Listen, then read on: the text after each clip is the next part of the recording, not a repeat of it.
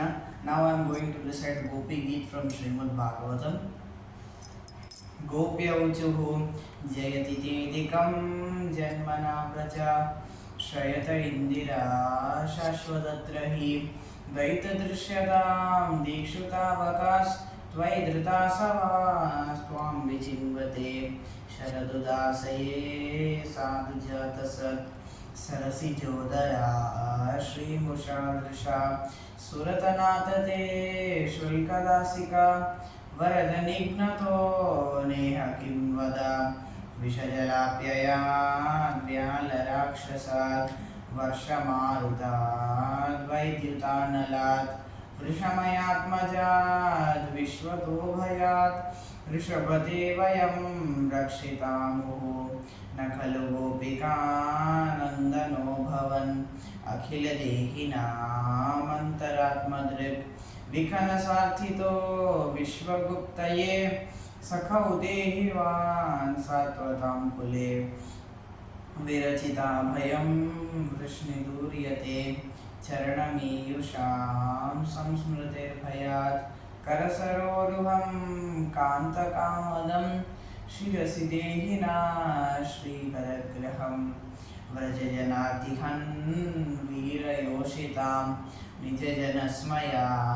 ध्वंसनस्मिता भज सखे भवात् किङ्करीस्मनो जलरुहाननं चारुदर्शया प्रणतदेहिनां पापकर्षणं तृणचरानुगं श्रीनिकेतनं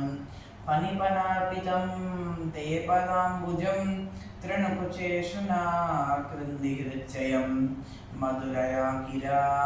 वल्गुवाक्यया बुधमनोज्ञया पुष्करेक्षणा विधिकरीरिवा वीरमुह्यतिरधरसीधुना प्याययस्वनः तव कथामृतं तप्तजीवनं कविभिरीदितं कल्मषापहं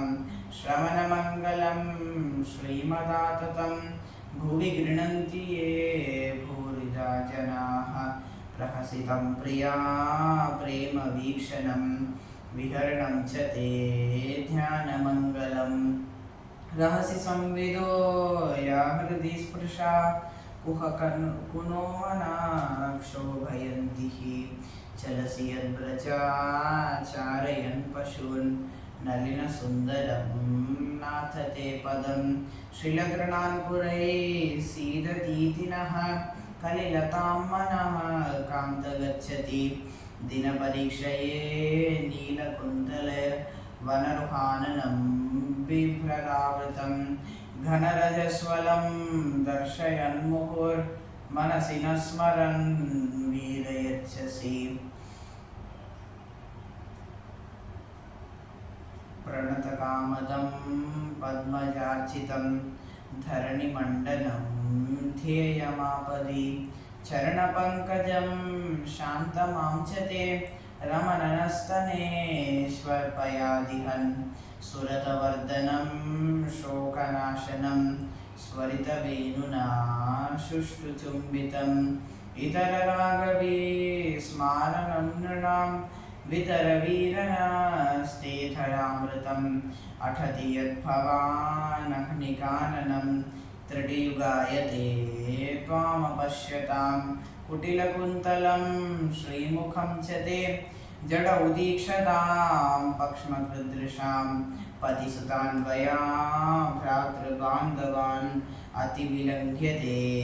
अन्ति अच्युतागताः गतिवितस्तवोद्गीतमोहिताः कितवयोषिताः कस्त्यजिन्निशि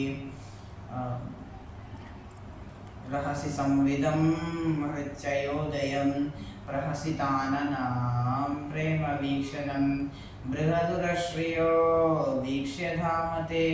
मुहुरतिस्पृहा मुह्यते मनः व्रजजनौकसां व्यक्तिरङ्गते वृजिनहन्त्र्यलां विश्वमङ्गलम् त्यजमनच्चला स्वत्स्पृहात्मनं स्वजनहृद्रजां यान्निषूदनं यत्ते सुजातचरणाम्बुरुहं स्तनेषु भीतशनैः प्रियदधीमहि कर्कशेषु तेनाटवीमठसि तद्व्यततेन किं स्वित् कुर्पादिभिर्भ्रमतिभिर्भवतायुषां नः. Thank you so much. Hare Krishna.